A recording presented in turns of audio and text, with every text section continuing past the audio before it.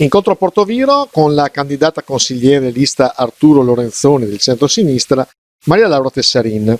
Ricordando che 8 sono i pretendenti alla poltrona di Luca Zaia, in Polesine saranno circa 198.000 gli aventi diritti al voto. Una delle prime domande fatte in questo incontro è stata: cosa serve al Polesine per appunto crescere e per che cosa si batterà Maria Laura Tessarin nell'eventualità di una sua elezione? Propongo pochi interventi semplici che servirebbero appunto a rendere più attraente questo territorio. Come dicevo prima, la prosecuzione della Transpolesana fino al mare, magari anche un pezzo alla volta, ma basta metterci l'impegno. La messa in sicurezza della Romea, io guardo il mio collega, l'onorevole Crivellari, che ha già iniziato un grande lavoro per la messa in sicurezza della Romea. Si potrebbe fare, ad esempio, riducendo gli incroci a raso in favore di cavalcavia e sottopassi. Adesso io non sono un tecnico, però insomma ci vuole poco a capire come si potrebbe intervenire per migliorare la situazione.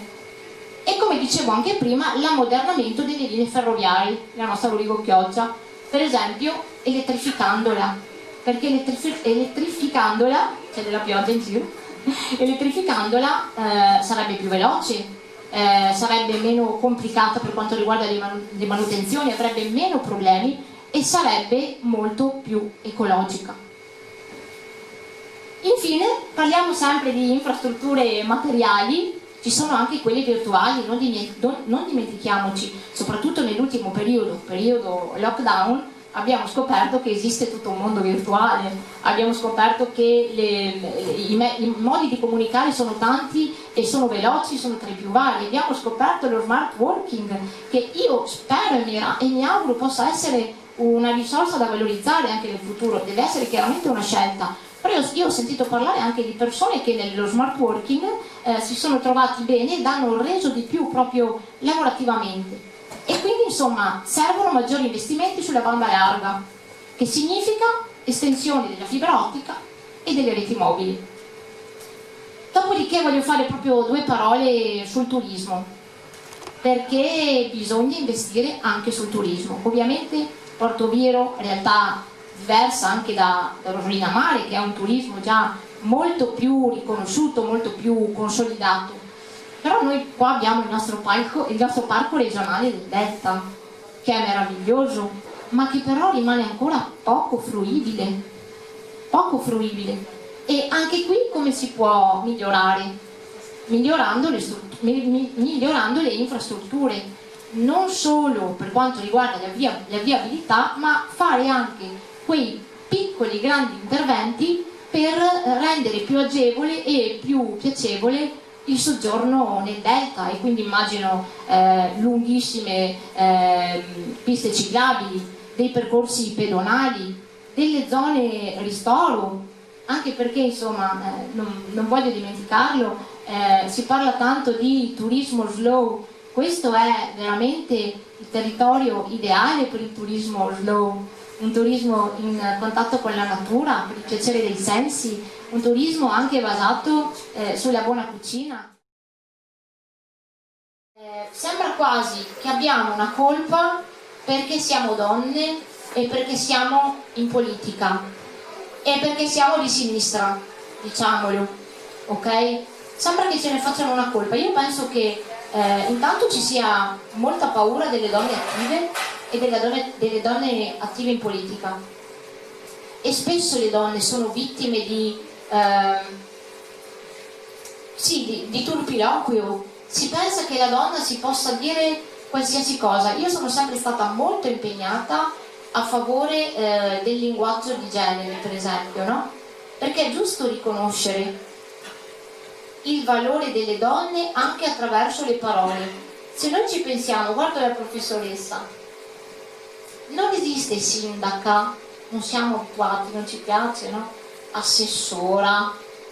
E invece ragazzi, ragazze, ci dobbiamo impegnare a cambiare questo linguaggio, perché io non mi stuferò mai di dirlo, ma quando una cosa non la chiami non esiste. E quindi a chi cerca di sopprimere le idee delle donne e vuole eliminarle, noi rispondiamo con il linguaggio di genere. Dobbiamo abituarci, io ci tengo veramente tanto, E parlando di linguaggio, giustamente mi ricollego anche a quello che è capitato a me, ma è capitato almeno mi dicevano oggi nel gruppo delle democratiche 6 donne candidate PD nel Veneto, quindi siamo in 6 ad aver ricevuto insulti in questo senso.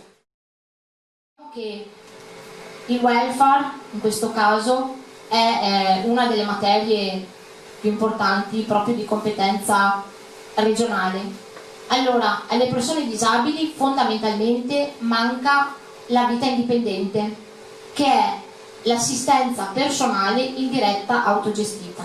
Sono fondi che la regione mette a disposizione delle persone con disabilità e con questi fondi la persona con disabilità decide dove, come e con chi vivere, che come ho già detto più volte sono i precetti dell'articolo 19 della Convenzione ONU sui diritti delle persone con disabilità.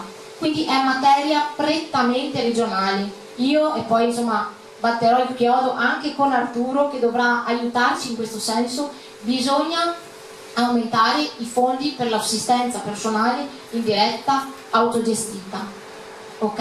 Allora voglio ricollegarmi alle parole molto belle che la professoressa Pavan ha speso per me, e parlando di me ha detto anche Maria Laura aveva delle amiche, socializzava, era sempre in mezzo agli altri, mentre ho avuto esperienza con altri alunni con disabilità e spesso, diceva la professoressa, sono persone sole.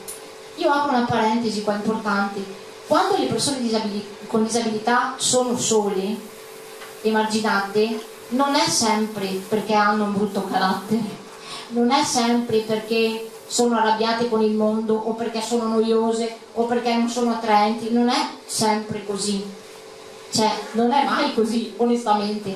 Le persone disabili rimangono da sole perché sono abbandonate dallo Stato, rimangono da sole perché sono abbandonate dalla regione, perché se io persona disabile non ho soldi per pagarmi un assistente che venga ad alzarmi dal letto, io non potrò mai socializzare, io non potrò mai andare in cerca di un lavoro, non potrò scegliere di andare all'università, e quindi fondamentalmente io non mi sento migliore degli altri, mi sento semplicemente più fortunata. Sono più fortunata perché magari rispetto a un'altra persona con disabilità io ho avuto una famiglia che mi ha supportata in tutto, che mi ha svegliata via, tanto per parlare, per capirci, mi ha svegliata via, ma non è sempre così. Quindi insomma sicuramente chiederò alla regione di mettere a disposizione più fondi, perché senza l'assistenza personale diretta autogestita le persone disabili non possono avere una vita. Questo è importante. E veramente io in questi giorni, proprio ieri, apro la cassetta della posta e trovo un editoriale informativo che aveva tutto l'odore della propaganda politica, e vedo la foto di Zaia, l'impegno continua. Lo sfoglio, saranno 27-28 pagine, in copertina c'è scritto edizione Rovigo. Madonna, vediamo cosa c'è. Lo apro, lo sfoglio, molto interessata, perché insomma è anche utile capire quello che stanno facendo gli avversari, e di Rovigo forse ho letto una riga e mezza. Quindi stiamo ben attenti cosa andiamo a votare, ok? Perché Rovigo di Polesine non è stato fatto poco o niente da Zaia, che poi Zaia abbia fatto bene nel Veneto, abbastanza bene nel Veneto, non lo so, non posso neanche giudicare perché no non posso più di tanto giudicare perché non conosco le realtà delle altre province. Però ecco, sappiate che per quello che è stato fatto per il Polesine, cioè niente, sappiate che il Polesine non è neanche presente nelle promesse di Zaia. Quindi se non è presente nelle promesse, cioè veramente stiamo attenti a cosa andiamo a votare. E un'altra piccola polemica, permettetemela. Per quanto riguarda, non so se vi ricordate la vicenda legata alla presidenza dell'ente parco, i sindaci avevano fatto una scelta e la presidente dell'ente parco doveva essere Maura Veronese. Adesso io sarò anche di parte, è la mia sindaca, ma era la scelta del territorio. Poi la presidenza del parco è data ad un altro comune, ma non ha importanza. Quello che voglio farvi capire, ma chiaramente l'abbiamo capito tutti, è che non possiamo permetterci di votare un centro-destra che ci cala le decisioni dall'alto, perché le decisioni dei territori vanno prese nei territori. Questo, solo questo. Noi mettiamo i bisogni al centro, le fragilità, le necessità della comunità, loro mettono il nemico.